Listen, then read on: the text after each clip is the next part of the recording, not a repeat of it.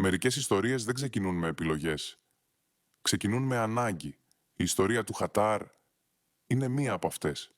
Γεννημένος το 1981 στο Ιράν, ως Γκίουαρ Χατζάμπι, σε μια οικογένεια όπου η μουσική ήταν τρόπος ζωής.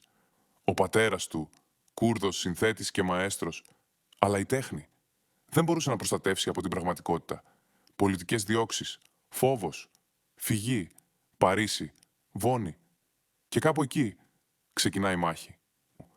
Ένα παιδί χωρίς ρίζες, σε έναν κόσμο που δεν συγχωρεί. Ρατσισμός, βία, επιβίωση.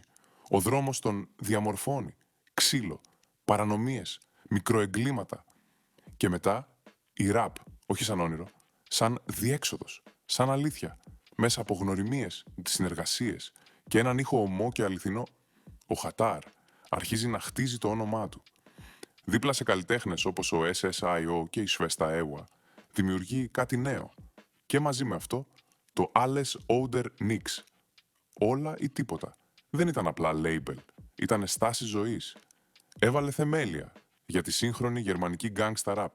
Αλλά όσο η μουσική ανέβαινε, η ζωή του σκοτίνιαζε.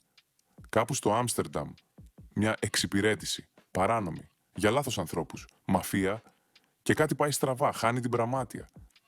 Και σε αυτόν τον κόσμο, τα λάθη δεν συγχωρούνται, πληρώνονται. Και τότε παίρνει την απόφαση. Μια απόφαση χωρίς επιστροφή. Το 2009, η ληστεία του χρυσού. Ένα φορτίο μεγάλης αξίας εξαφανίζεται. Και μαζί του εξαφανίζεται και ο ίδιος. Ξεκινά το κυνηγητό. Αγγλία, Ρωσία, διαδρομές χωρίς σταθερότητα, χωρίς ασφάλεια, κρυψώνες, ψεύτικες ταυτότητες, συνεχής φυγή. Και κάπου εκεί ανοίγει την τηλεόραση και βλέπει τον εαυτό του. Στις ειδήσεις, καταζητούμενος. Δεν είναι πια παιχνίδι, είναι πόλεμος. Για ένα μικρό χρονικό διάστημα καταφέρνει το αδιανόητο. Το όνομά του εξαφανίζεται από τη λίστα της Ιντερπόλ. Σαν να μην υπήρξε ποτέ. Αλλά αυτό δεν κρατάει, γιατί όταν μπεις σε αυτό το παιχνίδι, δεν βγαίνεις εύκολα. Η φυγή συνεχίζεται. Μέχρι το Ιράκ. Και εκεί τελειώνει. Συλλαμβάνεται. Και αρχίζει το πιο σκοτεινό κεφάλαιο. Η φυλακή στο Ιράκ δεν είναι απλά φυλακή, είναι κόλαση. Βασανιστήρια, βία, φόβος σε κάθε στιγμή. Όχι μόνο όσα έζησε, αλλά και όσα είδε. Ακροτηριασμοί, άνθρωποι να σπάνε. Η ανθρώπινη ζωή χωρίς αξία. Αλλά επιβιώνει. Και αυτό λέει τα πάντα.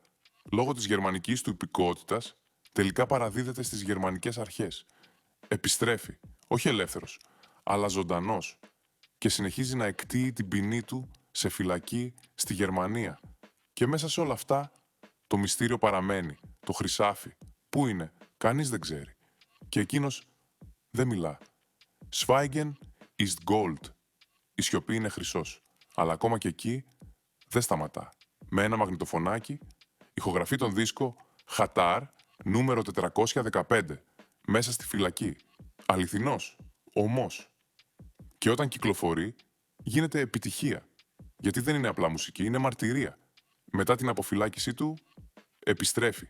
Δυνατός. Στο Interpol, ας λέει. Was Facebook. gayofinterpol.com. Clickmain προφίλ. Και ο κόσμος καταλαβαίνει.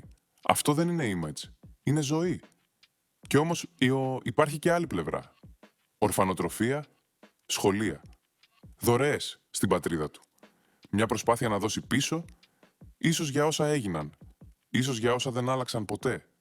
Και μέσα σε όλα. Το χιούμορ του. Όταν το ρώτησαν τι θέλει να κάνει μόλις βγει από τη φυλακή, απάντησε να φάω ένα καλό κεμπάπ. Γιατί ακόμα και οι πιο σκληρές ιστορίες έχουν ανθρώπινες στιγμές. Η ζωή του έγινε ταινία. Αλλά καμία ταινία δεν μπορεί να δείξει την αλήθεια όπως ήτανε. Και το 2025 η ιστορία τελειώνει. Ο Χατάρ φεύγει από τη ζωή. Αλλά όχι από τη μνήμη, γιατί δεν ήταν απλά ένας ράπερ. Ήταν μια ζωή στα άκρα. Μια ιστορία που δεν χωράει σε καλούπια. Και ίσως μια υπενθύμηση ότι μερικές φορές η σιωπή είναι ό,τι πιο πολύτιμο έχεις.